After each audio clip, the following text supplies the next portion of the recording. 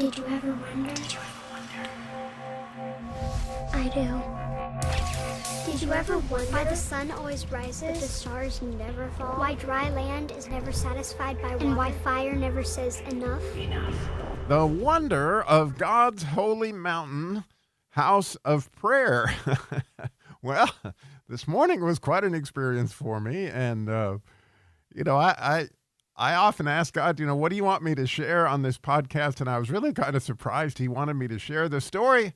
But nonetheless, I will share it. This is what he wants. And I'd be delighted at what happened. It's a little unusual, so you just have to bear with me and how I function sometimes. But nonetheless, what happened this morning, and this is the story that he wants to have me relate to you, which very much relates to this idea of the Holy Mountain House of Prayer, was that I had a difficult morning. I get up at 3:30 a lot of times, and this morning it was one of those. And when I got up, I noticed, my wife wasn't in bed, and that, sometimes she falls asleep out in the recliner or whatever, and I just assumed she'd be asleep in there when I walked in. Instead, I walked in, and my wife is just different than me, and she always likes to have some kind of noise on, and the TV was playing, some kind of news show. It was probably CNBC or something, based on the fact that all I could hear was they were just knocking Trump, which, I'm not even going to get into all what I think about all that, but I just cannot stand all that noise, and I never watch the news. It's nothing I ever do. It completely disturbs my peace. So I'm walking into the, living room expecting my wife to be asleep. Instead, I'm hit with this, Trump stuff, and immediately my peace is like, what the world, man. And so I'm like, Tammy, and she's like, and she's wide awake and she's working. And I'm like, what are you doing? You should be resting. She just had knee surgery. And so, well, I had all this stuff I need to get done, and I've been, incapacitated, and I'm like, baby, you need to get some rest. Can I turn off the TV?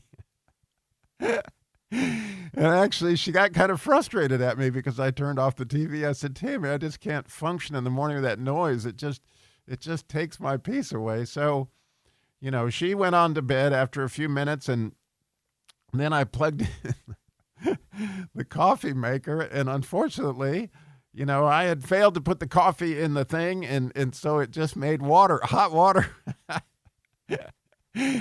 And one thing after the other went wrong. My incense wouldn't burn right, and nothing that I was trying to get done this morning. So, it was maybe 4:30 before I got myself situated where I was trying to pray, but I just, was wrestling in prayer. I guess that's a good way to put it.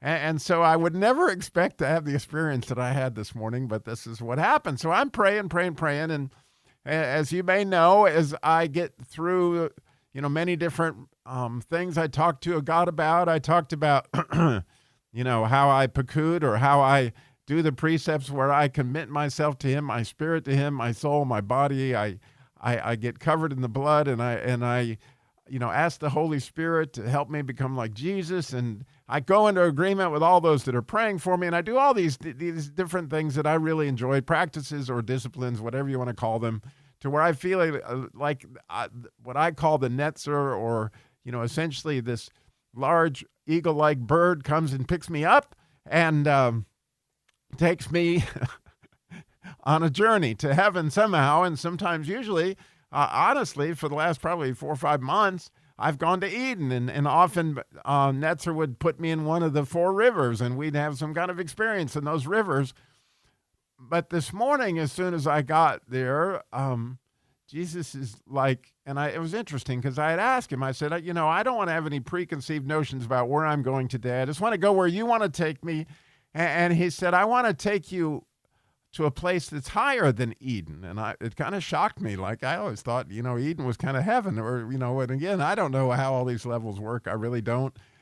But what I know is what he said, which was, I want to take you someplace higher. And I said, okay, I'm up for that. So he takes me up what was clearly on top of a mountain. And it was a mountain above Eden, which I did not did not understand. But clearly it was a place where I felt Jesus was telling me that he had met at times with Adam. And clearly there's many references to a holy mountain. Well, interestingly, as we got up there, I was just in this amount of joy that was unbelievable just to be there. And it was an interesting experience, as I really felt I could just lay my head on Jesus's chest. And as I did, he gave me a hug that was just out of this world, just unbelievable. And I hugged him back with like everything that I had. And it was just a really intensely intimate moment of feeling how he was saying, here, we want to be on this holy mountain. And I want you to look. And what God asked me to do, what he asked me to do was go study the shine that Moses got on when he had been on the mountain, right? On the mountain with obviously getting the 10 Commandments and all that. And so when I came down, naturally, after a while, actually, he said, okay, it's time for you to go study. So as I go to study, I began to look at Moses' shine. And when I did, my heart just leaped out of my chest, because the word that, that said Moses shone, his face shone, is this beautiful, spectacular word, which begins with one of my favorite letters, if you know me well, the letter Kuf, which we talk about many times, is, in the word crown that we've been studying lately, and it's certainly in the word statutes, which have been my, quest for a while. That idea of a het and a kuf is a statute. And so here's this word letter that means very much proximity. And so Habakkuk, you hear all the kufs in there, and the reason is because his name literally means a God hug. And so for me to see that Moses' face shone, why?